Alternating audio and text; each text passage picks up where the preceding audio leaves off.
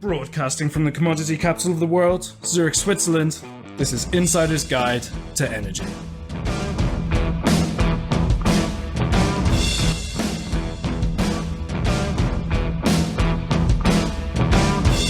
This edition to Insider's Guide to Energy is brought to you by Fidectis. Go to www.fidectis.com for more information.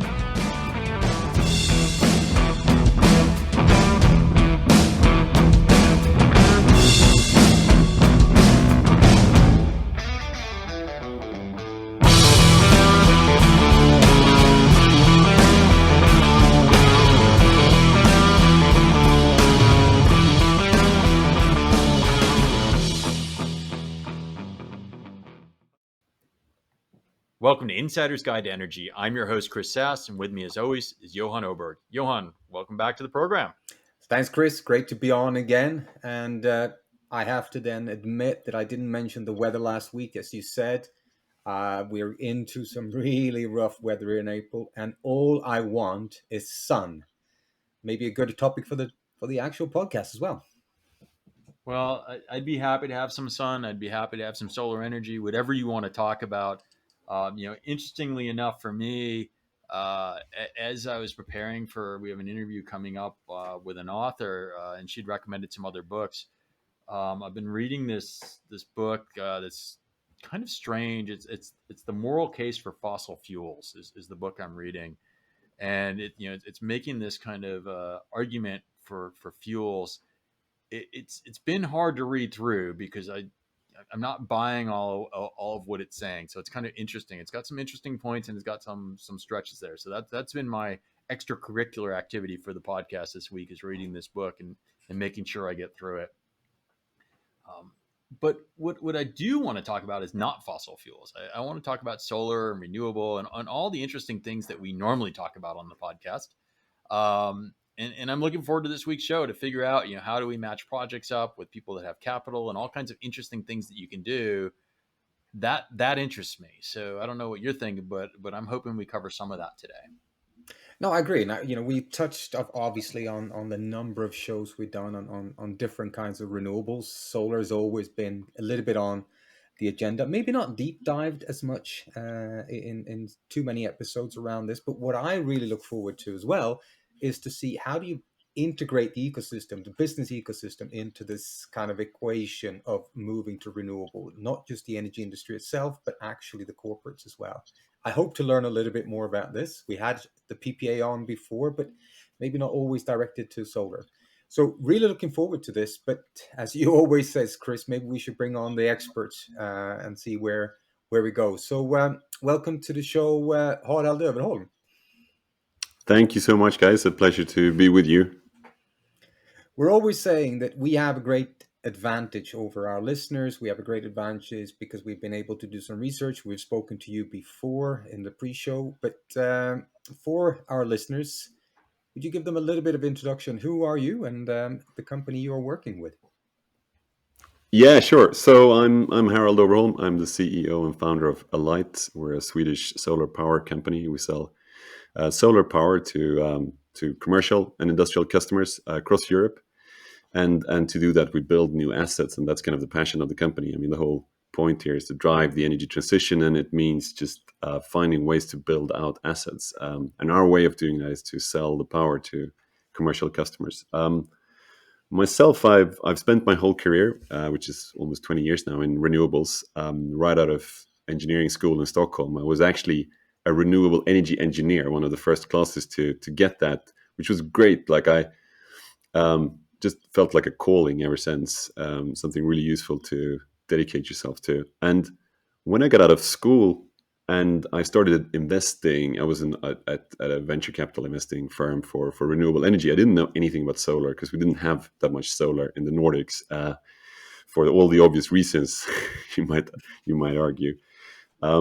But I really remember, like in 2007, I was sent to my employer at the time said, "Why don't you go and check out a solar conference? Like, let's learn about solar." And I went to something called EU PV-SEC, which is still going strong, like a yearly conference on solar in Milan. And I remember being just like astonished at. I got there, I didn't know what to expect, but it was just like packed with people from all over the world, and obviously solar was just working. Like, I mean, it was just, it wasn't a kind of an early stage technology. It was just something big and massive that was happening on an industrial scale, and it was so logical. Like, I remember those from then, like learning those key stats that I'm sure you heard this 100 times, but it's like, you know, the amount of energy that hits the earth from the sun is like 10,000 times the power we need to power all our energy needs, and we'd need something like 1% of the Sahara to do that. And that kind of stuff, just, it was just mind blowing. And then I felt, you know, I want to be a part of this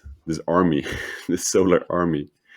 And ever since, I guess I've been. So I went from being a venture capital investor in renewables to getting a chance to do a PhD at Cambridge. That was fantastic. Wasn't because I wanted to be an academic. It was just because there was a PhD position opening up to look at the global solar ecosystem and figure out something which was my particular passion, which was like, how can solar be commercially viable, like something that doesn't waste taxpayers' money, because that at the time was what people were always saying, like there was the big gripe about solar, but how can it really be something that stands on its own legs? And then after that PhD, based on all the fantastic people I met and the inspiring stuff I learned, that's when we set up Alight. That's 8 years ago. And it was way too early, so people thought we were crazy in the early days. But then I suppose the market has come around to validate what we do.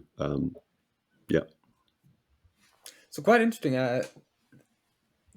Bring us back a little bit to, as an engineer, you go into engineering school and you look at renewables, and especially solar coming out of Stockholm, and being Swedish myself, I know that probably solar is not the first thing you would kind of look for. What brought you into this to start off with? Because it was an early thing.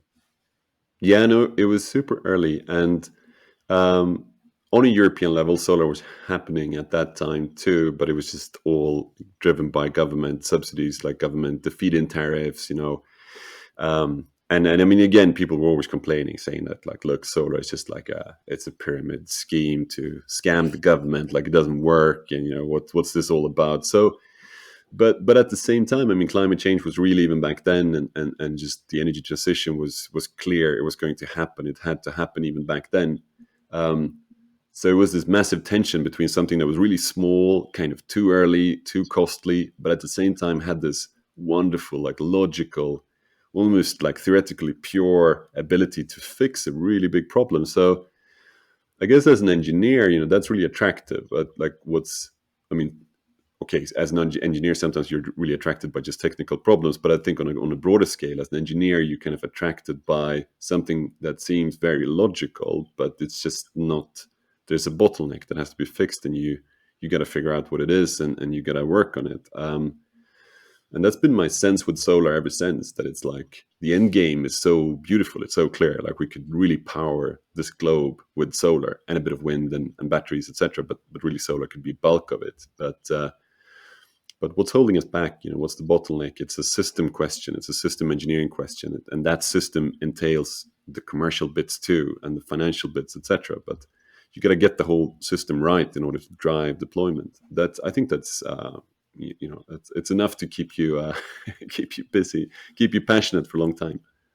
So you said you started the company 7 years ago, or some bit early, I think was your comment. You said that folks were maybe smiling at you and wondering about that. What what are some of the dramatic changes you've seen that take place in that 7 years? You got to start with cost, because even if it's a bit dull to start there, like it's so important. I mean, solar is coming down in cost, and we have our own version of Moore's law, you know, the classic semiconductor law. We call it Swanson's law in solar, but like ultimately solar is silicon, so it's kind of similar dynamics. And I think Swanson's law, I might be misrepresenting it, but I think it's like solar will come down 20% in cost for every doubling of output volume. And it's been really true. So solar has been kept coming down, while the alternative cost of energy, like the cost of energy from the grid, has been going up and getting volatile. So solar just hit, like I think 2 or 3 years ago in Europe, it just hit this point where it had, we call it grid parity or socket parity. I mean, it was just on par with other power production. at a broad level, across many geographies, across many situations. That's of course like fundamental. I mean, it's really a fundamental shift in the market. It drives so many things. It drives, everything, because even if the governments are now still supporting it in various ways, it's actually not costing the governments anything. It's just they can support it by enabling it, but they actually make money of it. So, and then it's enabling a commercial market, the one that we're in, etc. But look, in addition to cost, I mean, of course, it's about the sustainability drive of society. I mean, that's a given. Like, society's gone through, and I think the Paris Agreement was probably the watershed moment. So after the Paris Agreement, the kind of the sharpness of corporate sustainability goals, like, it's not just for fun, it's just something people really care about. It's a competitive advantage between companies in the same industry vertical, etc. So, and now, I mean, let's not forget the third reason, which is pretty much something that's happening right now in Europe. It's just the energy security bit. That's been around forever in the US. It's always been a clear part of the US energy transition. But in Europe, I think it's something that's obviously now, I mean, just since a few months, is critical. So you have these three things. It's the cost, the parity bit, it's the sustainability bit, and it's the energy security bit. And they've all just gone through this really clear transition over the last decade. And then who are your customers now as opposed to your early customers? Who's buying solar from you? That's pretty similar. Like, so we've always just been working with big companies. I think it's more the way they're buying that's different. Like the early things we sold were kind of pilot projects.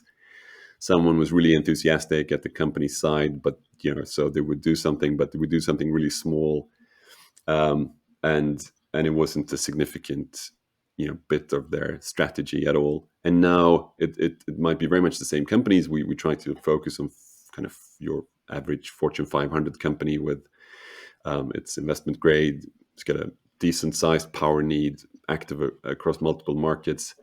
Like Toyota is a customer to us. Some of the largest banks are customers to us.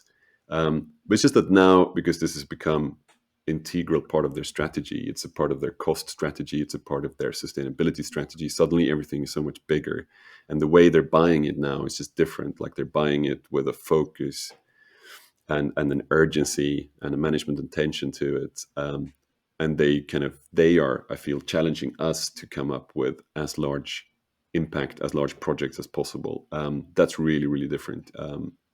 I mean, we did something, I don't know if the kilowatt makes sense to you here, but the smallest project we did early on was 20 kilowatts. I mean, that's like almost something you could have on your summer home. It's like almost nothing, but we still did it, like, with a commercial PPA and power purchase agreement, and it was a commercial deal. Like, on the gross profit level, it was still profitable, but it was ridiculously small. And so, has storage evolved to a point that you've noticed changes in storage as well? So the intermittent problem, is that started to be solved, at least at the corporate level? Yeah, storage is obviously going to be very important. I think we all agree on that. If you look at the way, so the answer is yes on a global level, but probably no right now on a European level. And what I mean by that is that if you look at companies like us selling solar to commercial customers in the US, for example, storage is even now, the attachment rate, like the rate of how much storage is attached to solar, is very high. It's like 80% or something. So almost everyone who's buying solar is buying it with storage. Whereas in Europe, that's absolutely not true. And the difference is, the main difference is that just people come up with solid ways of creating revenue from storage in the US that we haven't quite come around to yet in Europe. That's going to happen pretty soon. The second reason is actually that in many places in the US, like Texas and California, there's a serious interest from companies to protect energy. Like, they're seriously worried about blackouts. So it's a whole different value level. Like, they're actually buying solar and storage, or buying the service of solar and storage because they want to protect themselves against blackouts. And I don't feel that we really have that interest in Europe yet. It's more of like, it's sometimes it's a theoretical interest from customers, but it's not really something they want to pay for because they haven't seen blackouts. Who knows if that's actually changing now? Political crisis changing that in real time? Is the Russian I think so. Ukraine war getting that on people's radar now? I think so, very much so. And I mean, I think, yeah, just a sense that, can anything be trusted in this world? Like, who knows what's going to happen to gas, what's going to happen to power prices, cyber attacks, whatever, like this. Absolutely. I mean, I think that we've been expecting that to come to Europe for quite some time. And I think we've certainly sensed this last month that it's been much more prevalent in the conversations we have. So if we go back a little bit, then I like this journey where you said it's a small installation to start off with, and maybe that was dealing with one or maybe two people at the corporate site, uh, to now where this installation means that you have I would assume, number of stakeholders involved. You said cybersecurity, see, is down into production to make sure that you have security of supply. You might have facilities because you're not putting up a few solar panels, you're putting up quite a lot of them, and suddenly there's an investment part of the PPA. So who's your counterparts in the company? Has that changed a lot as well? Yeah, absolutely. So what really has changed is that we typically have a clear counterparty today who's kind of dedicated to this business. Whereas in the early days, I think as um, any early business you try to sell to other businesses, we had to sort of create the customer. We had to sort of go to the customer company and kind of tell them who is going to be responsible and just come up with something. But now increasingly there is a project manager, and in fact we actually internally we probably wouldn't work with a customer today unless there was a clear designated project manager who had quite some standing in the organization, because it's just such a clear sign that they mean business. And that project manager might be, coming out of the procurement side or coming out of general operations or facility management. That's a little bit different, but it's just someone who's got a clear mandate to drive procurement of renewable power from new sources. Really important. That's a really important distinction. So companies have for some time been buying like certified green energy, but it just came out of some hydro plant in Norway that's been around for 100 years. So like, not to not to pick on the Norwegians, but nothing got built because they bought that power. And now, so this is really critical. Like it's all about buying power from something that gets built to generate the power. And a lot of companies are just increasingly appointing someone to do that, making sure that we'll hit a certain like threshold, like 50% of their power within 2 years or 70% of the power before 2030, etc. So that What we would would you be say looking then for. in terms of these? Obviously, a project manager that is certified is probably the wrong word to use, but that has the mandate to do this, which is critical in any kind of larger implementation you do. But what would you say is the main drivers? I go back in my career, 20 years something ago, and we start looking at reducing travel cost, and it was usually some kind of a CO2 or sustainability manager that didn't really have too much power. That's obviously changed now with sustainability manager, and now have a much, much, much more crucial position in the companies. But we also have the finance. We also have there's a number of things that kind of relates to what you do. So what would you say? Financial is, of course, one of them. What are the main drivers, and then how do you see that shifting, if it's shifting? Yeah, definitely. The big shift is that it's much more about money, and because now you can have some really serious savings. Day one, you can save money over time in a way that wasn't feasible before. And when it's about money, I mean, you get like the big, broad universe of companies. It's just written into the fundamental DNA of every company is to save money, and if you can do it, and you can save a lot of money, you have to do that. So and then you get the attention of the CFO, etc. And when you try to do the opposite, which we sometimes did early on, you try to sell something that's actually going to lose them money, but you try to tell them that they do it for good cause. You're fighting against like I mean, again, you're fighting against the DNA of a company. It's very difficult. So today, every company is doing it because they're going to save money, and that's a wonderful driving force. It's just a wonderful lubricant to the machinery. But then almost every company, I think that part of the passion and the energy for doing it comes out of them knowing that this is the right thing to do. So just on the personal level and on the company level, they just feel this is fantastic. If they would just be saving money, but it was completely neutral sustainability wise, maybe they just wouldn't get around to doing it. But then there's a clear distinction in terms of sustainability, I think, between companies that the broad, there's a broad group of companies, they like it, but there's a certain set of companies in certain industries that just truly compete about sustainability at this point. So, for example, the beverage industry in Europe has been going very, very focused into our segment, like just buying solar PPAs on site, off site, like grid connected behind the meter. And why beverages? I mean, just there's no particular reason why you would do that as a beverage industry. The only thing being that once one start doing it and communicating it, they all kind of have to do it because they can't afford waiting it out and seeing if that competitor actually wins from it. They just have to. It's FOMO, like just gotta go for it. That's obviously great for the planet, and it's probably the right thing to do for these companies. So, but it just that's a separate degree of urgency sometimes that you feel. So are they using this power on site? Or are they trying to sell it back into the grid? What's happening with your projects? So you're a So, large Fortune 100, Fortune 500. I bought solar from you. What am I doing with it? so you would be using it like for your operations, and we do either we put it behind the meter, so that's like on your premises, and then that's just gonna be like theoretically it's like an energy efficiency measure. So you just buy less energy from the grid. You just buy less power because we're generating power behind your meter. So, but from the point of view of the grid, it's just like you've stopped using power. So it's really simple. And then maybe, I mean, if there's a really sunny day in the middle of the summer and it's a Sunday and you're not working, maybe you're going to generate too much power, so it's going to go back into the grid and you're going to get like paid for it. But that's not the use case at all. I mean, that's just like a residual. But then we also do the grid connected bit where we build a big site, a big field somewhere, and then it's a financial contract with the power buyer. It's a contract for difference. It's just a hedge for them. It's just a way for them to lock in the cost. But again, it's a way for them to hedge the power that they're going to use. So lock in the cost that they already know that they're going to be having. What's the life expectancy of a project? So if you put, one of these bottling plants or a beverage company and they make the investment today, what kind of plan are they looking at? Are they looking at a 10-year return? Are they looking at a 5-year?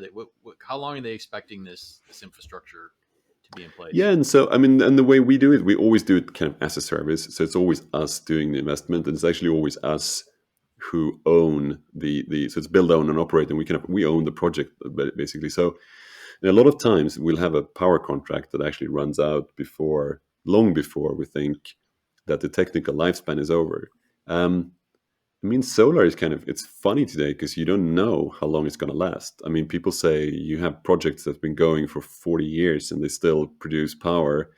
And if you just operate them in a proper way, they'll go on producing power. There's no inherent reason why a solar panel would stop producing power. The system as such, it's going to have a certain things, certain parts that need to be replaced or they corrode or whatever. But if you do that well and you do preemptive maintenance, you can keep the system alive like literally forever, which is it's just kind of a fantastic aspect of it. I really like that from a sustainability angle. Then I think when you put it on a rooftop, it's more the rooftop and the building that's going to set the time span limit of it. Like you probably need to do something to the rooftop, and so you have to move the system, and that who knows exactly how you'll recoup that afterwards.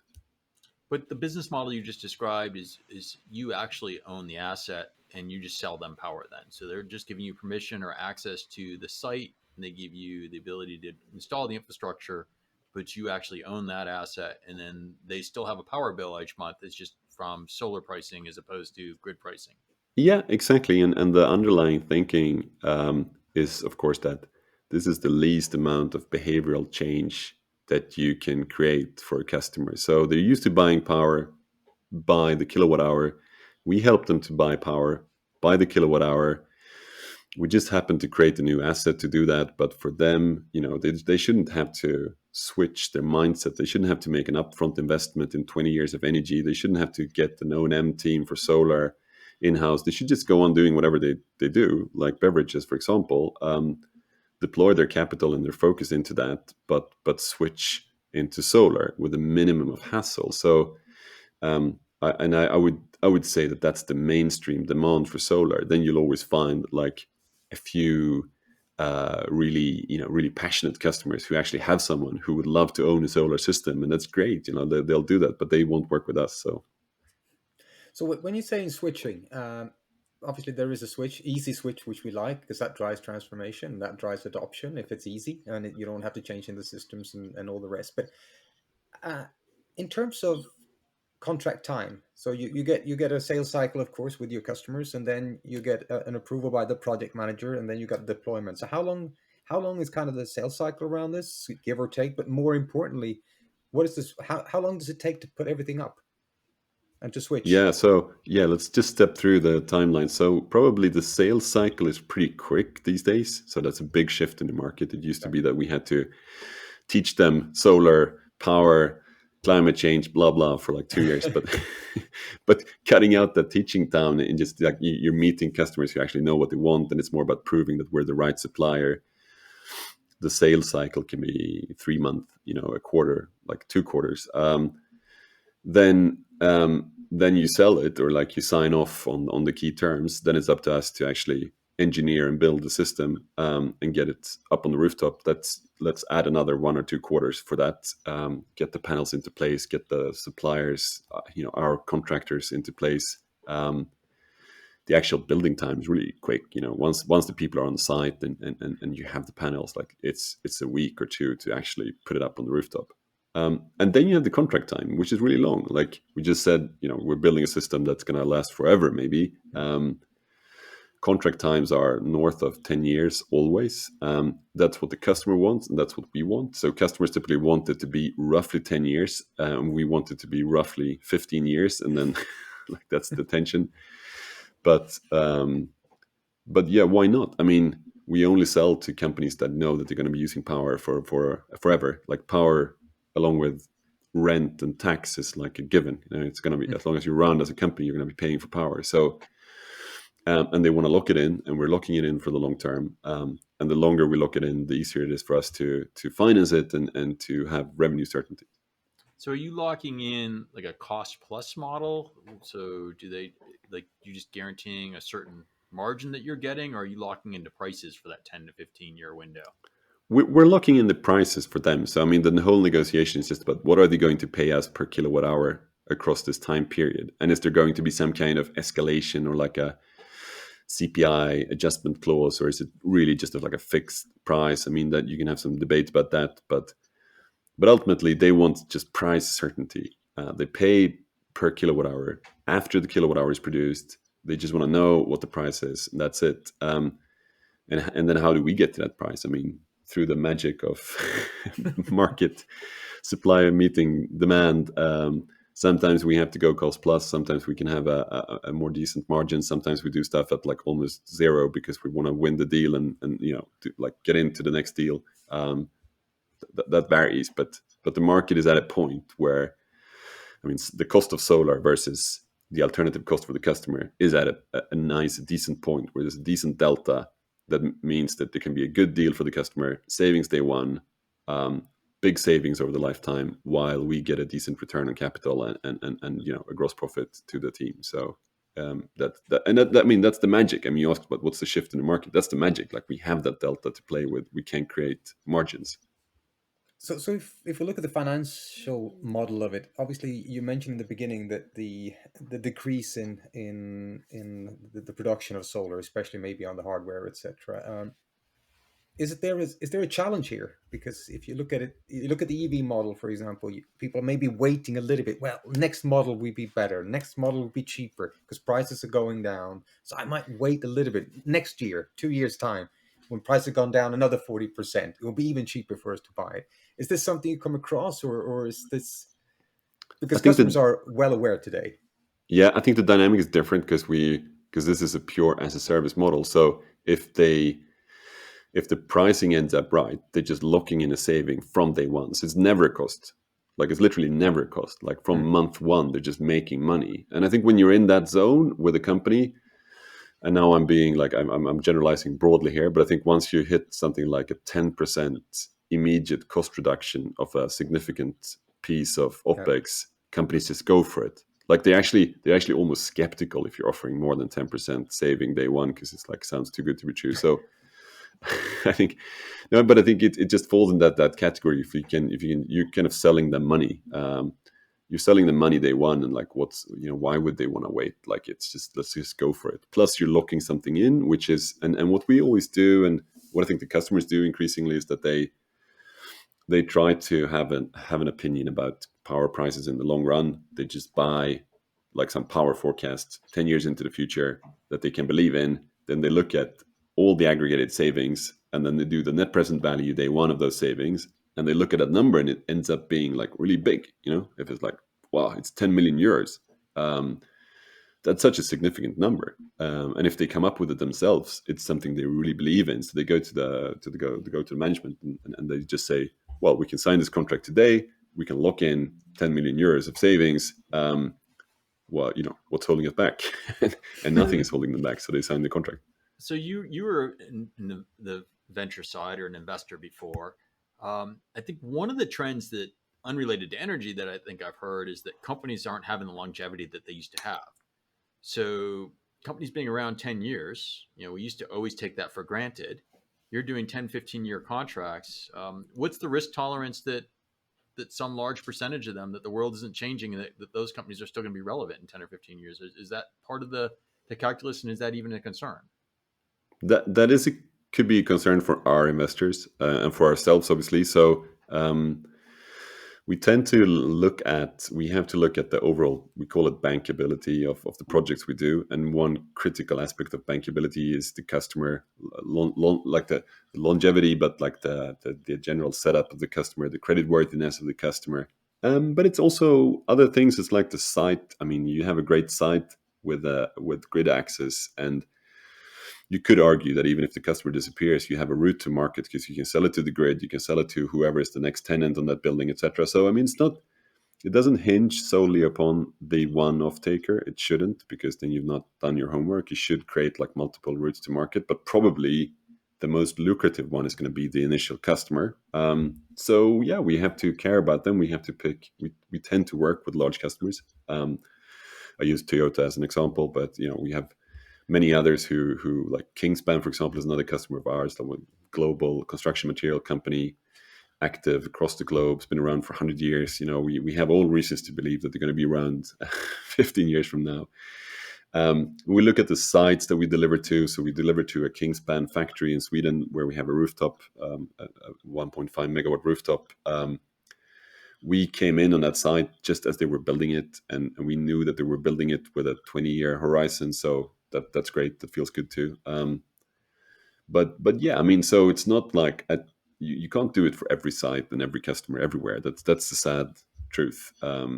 You have to, at least at this point in the market, you have to refrain yourself to looking at those good situations that you can easily analyze. Okay. So yeah, I mean, I just think there's a trend there. There used to be a lot of companies we thought would be around in our pension funds forever that aren't. So I just think the world's evolved a little bit. But the second question that I have is, recently I've been hearing about supply chain issues and in renewables and having trouble. So how is that impacting your business? Are you having supply chain issues in the current environment? Yeah, no one could have missed that this has been a major issue for a lot of industries over the last 2 years. And it kind of COVID that sort of got things out of balance. Specifically for solar, it's just been two things. It's been shipping, of course, which is pretty general, so it affects a lot of people, but it really affects us because most panels come out of Asia, so they have to go the Shanghai, Rotterdam route. And shipping was costly, and it was unpredictable. That's now come back down again, but then maybe it's going in the wrong direction again because of Ukraine, etc. It's anybody's guess. But on the actual solar specific supply chain, the one issue is polysilicon production, and it's something that's specific to us. So we have PV grade polysilicon. It's a polysilicon material that's only produced to create solar panels, and it's really the main input into a panel. The rest is quite. It just doesn't really matter. Like, we have some really, really thin, like, silver threads in the panels, but it's like, even if silver triples, it doesn't really matter to us. But polysilicon does. So And with COVID, there was a period of polysilicon disruptions, and that led to like polysilicon hoarding across the value chain, and the prices went very much north. They now are coming back down because people are building out polysilicon production. People have stopped hoarding. Some old production come online, but there's risk in that. I mean, I think we all would welcome more of a European value chain, as the European Commission has communicated a lot recently. Is that we're really trying to facilitate for module manufacturing and polysilicon manufacturing to come back to Europe. That would be great, just for the sake of supply security and like having some diversification. I think 80% of all polysilicon, PV grade polysilicon, is coming out of China at this point. So like 80%. I mean, that's a pretty. It doesn't matter what your outlook is for China or stability. It's just still like an unnecessary concentration of a value chain. And has it delayed projects then in the last 2 years? Have you had projects you had to kick off later that pushed to 2023 or anything because of supply issues yet? We've been lucky, so we have actually not had to delay projects, but I would say we've spent like 5 times as much management time on getting the modules to the site in order not to get delayed. So in one way or the other, I mean, it probably has held us back because it's just been a distraction. But we've been lucky to being able to. It's still quite a broad value chain, like lots of players out there, and you can negotiate with everyone across this value chain. And if you dedicate yourself to it, you'll find a way to get stuff into the right place at the right time. But it's been much more costly than it used to be. Cool, thank you. Yeah, and I think this is a topic in itself, especially days like this, in terms of looking at energy and kind of the ecosystem being tied into one region or one area. From oil to gas, and now to also to the Chinese and then the and solar. But one of the questions I had that came up a little bit when I listened to you is when we look at real estates, we look at legacy real estates and we look at new builds. So legacy is okay. We need to change the supply that we have for energy, and there's a massive market, of course, in this. We're looking at smart homes and all the rest. How do we retrofit and how do we change and put solars on the roof? But what I'm curious at is, with this new green wave, the Paris Agreement and all the rest, how do we do with new buildings? Because this seems to almost, as an outsider, a little bit like an open goal. Is that kind of legislated? Every new buildings will have the solar on. It's pre kind of set in the architects. And how do you see this? Is there a difference? Are we there? But that's happening. I'm okay. So I don't sit on the exact latest figures, but I know for sure in California, in France, I think in cities across Europe, like I think Berlin, this is specifically being implemented. So there's a certain cutoff point, and like everything that's being built after this cutoff point has to have a certain degree of solar self-production, or I suppose you can waive it, but you have to have some really good reasons for it. So I think that's totally logical, and it's going to happen because, again, I mean, solar has just come down so much in price. It's widely available. It's just a no-brainer to put it in there. It's easy, as you're saying. If you do it when you build something, you can cut a lot of costs, because you can free ride on the establishment cost of actually building the house in a way. So I think that's definitely the future. It's a logical future. So how do you see that? Why I'm asking a little bit, I read an interview with a Swedish builder called Serneke. You probably know him. It's a big from Gothenburg. He builds a lot of real estate for people that hasn't heard of him, but he's a big builder. And his part in talking about the future of buildings and smart building was that really everything in a building will actually be some kind of an energy generator. So windows, for example, will actually now become a transmitter of the sun. So it's not just the solar panels. We know the Tesla kind of tiles, etc. How do you see this moving forward as well? I have to disappoint you in that we're kind of... You don't disappoint me, you disappoint him. No, but I have to disappoint you in that, like, I think the business line we're in is to take solar as it is right now and turn it into a sausage factory, just literally churn out identical solar assets. Yeah. So we're completely uninnovative when it comes to solar. Like we literally don't spend time looking into the horizon of solar, other than maybe for personal reasons because it's fun. But really, what has enabled our market is the fact that 95% of solar today is just one particular type of solar. It's polycrystalline silicon solar. it's completely bankable. It's an operating history that just is fantastic. You can finance it at like almost nothing. And so that's what we do. We just keep churning that out and make it even more standardized. And so, I mean, and I think that creates, if you want to be philosophical about it, it creates an maybe unfortunate like lock-in effect in this market. That because everyone who is like us is just completely focused on this one technology, it's going to be really hard for other new, interesting technologies to break through and become important in solar, because we've all now built a very strong ecosystem. And it's not just us, it's not just the financiers, it's the insurers, it's the people who do construction, it's the way they set up their vans to, for particular panels. It's everything. It's a true, ecosystem moving into one particular way of doing solar. But that's the way it is. And I think the last numbers out is like 96% of all installed solar last year was just this one. And this is what as solar, like the typical square panel, kind of 2 square meters and slightly blue or black tinted. But of course, there's like 10 generations of next level solar, and they're just unfortunately not finding their way to the mass market. And I'm not sure I have the answer.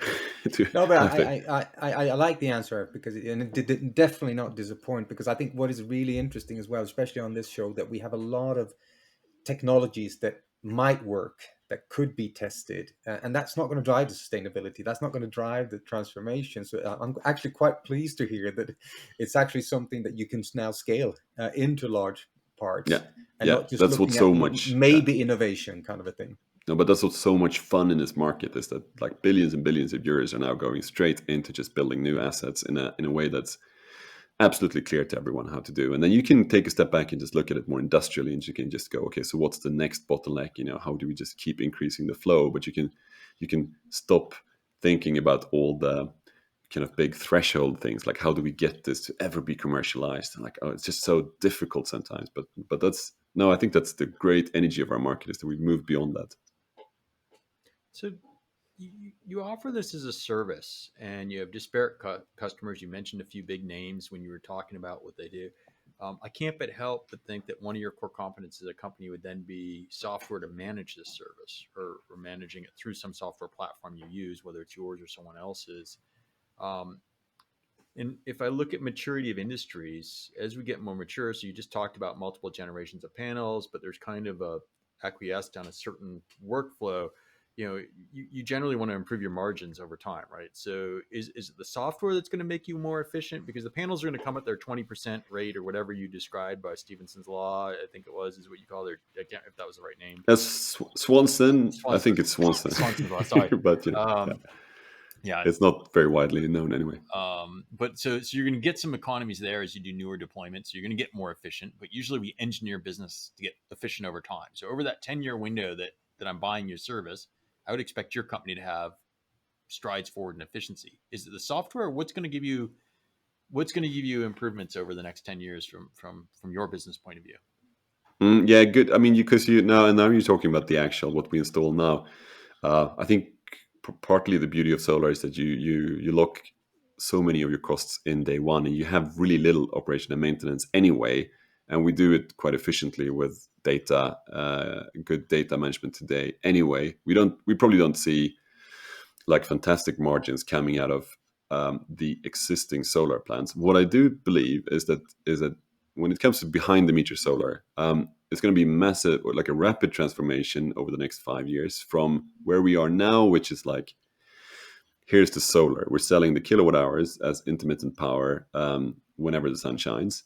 It's going to move from that to some pretty intelligent system that delivers, together with storage and intelligence, just delivers kind of power which is geared towards when you need it. It's probably communicating with the rest of your system to figure out when you most need power, when your peaks are, when the power market is most costly for you, and kind of optimizes the overall savings, but also can switch over to optimize your security if that's what you want to optimize for. So it can go, you can use the intelligence to just make more money, make more savings, but you can then also switch over the intelligence to kind of just create uninterrupted power supply, or like a security of supply. And this is the logical outcome when you add storage and you add a bit of intelligence, and also the rest of the local energy system of the customer gets more intelligent, as it is, continuously over time, because that's just a natural evolvement of everyone's on-site energy system. And so I mean, I would like to believe that that's going to also create abilities for margins that we don't see today, because now we're kind of like just selling a very pure commodity. And as with any commodity market, you kind of like it's quite, it's quite clear to the customer what the margins are. But as it becomes more of an actual important overall service, the margins are going to be there. But of course, also the development costs and the R&D costs, and we are going to probably have to drive much more software development than we've done this far. We've been able to almost purely rely on third-party software up until now. But that also means that the more you go into the software, the more you go in touching or actually going into the smart home or the smart building kind of thing, because it's not just the energy that you produce, it's how do you optimize the actual production, where are people, are you using air conditioning, not weekends, the whole build, the automation of a building. So I think it's a messy world when you go into this one as well, and I think that's kind of could be a bit of it's a logical, I totally agree, it's a logical progression, and that the more intelligence you put into these systems, the more they start, of course, logically speaking to each other, and we'll still be running the solar and the storage system, like the actual power generation system. But maybe there will be, parts of the building that can act as storage as well. Like, whatever, like air conditioning is a good example. You can kind of choose to run it different times at different capacities, but still get to the same end goal. So it's actually something that works partly as storage or as movable energy demand, and then of course that should be logically linked to the radio system. But I would say, I mean, the market is pretty far from. I mean, this is not holding the market back today. Like, it's not something that customers are requesting. It's not something that we didn't lose a deal yesterday because we couldn't deliver a fully integrated, intelligent building system. Like, it's just a vision, and it's a logical progression of the market, but. There's going to be multiple steps, and one step at a time, that customers are going to be asking for. And today they are just asking for solar, like intermittent power on the rooftop. Let's go. It's simple, clear. So I get the intermittent power just because it reduces costs. We had a guest on, I think, in Asia that talked about the cost of the savings that their Fortune 100 and large customers were getting. So I get that. Is EV fleets or fleet management, has that started coming up in conversations yet, or is it still a bit early since it's intermittent power conversation only for that? I think we'd probably feel that we are truly like a solar as a service provider. We try to just put the blinders on and just deliver on that and scale very focusedly on that. And that's, again, it's not held us back. I mean, we've never had the sense that we could only win a solar deal by throwing in some EV charging. No, I'm just wondering if it's creating demand for you. I'm wondering if it's hit the market, right? So there's some there. It's not all over the world. I mean, there's a small percentage of cars that are really electric, and there's fleets looking to go that way. And I was just wondering if that's driving demand on your customer's point of view. I don't think we perceive that it actually drives the solar demand, but I think we perceive that it's kind of parallel demand. I mean, a lot of times when they decide to kind of join the energy transition, they appoint a project manager. Then this is something that's most likely the project manager is going to be working on in parallel to solar, because it's going to be like, and there is this general positive sense among a lot of companies that they can now truly do something to their built environment. They can change a lot. They can get to like 2.0 in their real estate fleet. So I think they have an enthusiasm about, let's do solar, let's do EV charging at the same time. And so it's definitely happening. I don't think the one is driving the demand of the other, but it's like something that they feel is connected, and they want to do it at the same time. But that said, interestingly, I think they rarely want to do it with the same supplier. They're quite happy to kind of like get the specialist supplier in each niche. And so we don't really come up towards having to, or quite honestly, we don't even know about it sometimes. Like, I don't know if that's what's driving demand on a certain site. So I think we've gone all over in the conversation, Johan. I mean, to me, what's clear is, that there's need for power for these large organizations. That there's a way they can reduce their cost structures. They buy it as a service, is what I heard. and it's an immediate savings, and they calculate this out, the future value of this over the 10 years or more of the project, and it becomes a significant savings to them, just as it is today, without any new technology and new magic. Just what's on the truck today is what I'm hearing. Um, any thoughts from you, Johan, or final questions? Because that's kind of my takeaway from this conversation so far. No, I agree with you, Chris. And what I liked about it as well, and I know we're always trying to, on this show, okay, but what's next? What is the new cool thing that might change the world again, etc., even if that's, whatever it is. But what I liked about it as well is the focus that is actually tangible today, that it's changing. This energy transformation is part of it. It's not always testing it. It's already there. It could be deployed, as Harald said, quite quickly as well, which was surprising that it's that quick. Sales times is short. But maybe one last little question, maybe not directed to specifically your company, but your expertise. And you mentioned the beverage industry as a vertical that has taken off, kind of towards each other, going this road. But from a geography point of view, are there areas that or areas where corporations are jumping on this quicker than others? Obviously, you're based in the Nordics. Maybe not the first one you think about sun, but it's happening. Is there? Can you see any trends, or is this more all over the place today? Yeah, it's pretty all over the place, I would say. But like the clear, okay, so you got to look at where do people have industrial demand. So certain places there's actually not that much industrial demand. So, but like northern Italy, like boom, like it's just a really big place where you have massive industrial demand. Maybe more so than southern Italy, for example. Poland, great place, like massive industrial demand, like all kinds of production. And then secondly, you got to look at where power costs are high, but lately that's been across everywhere in Europe, like across every geography. So that's actually less of a determinant these days.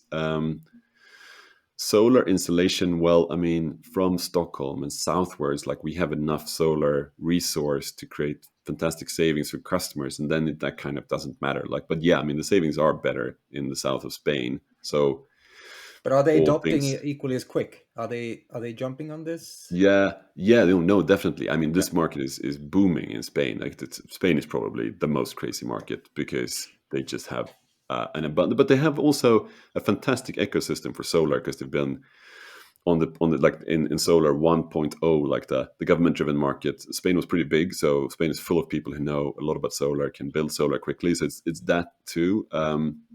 And remember that, I mean, when we do it as a service, which is the mainstream way to do it in the market, capital cost is really important for us. And actually, capital cost is quite significantly lower in North Europe than it is in Southern Europe.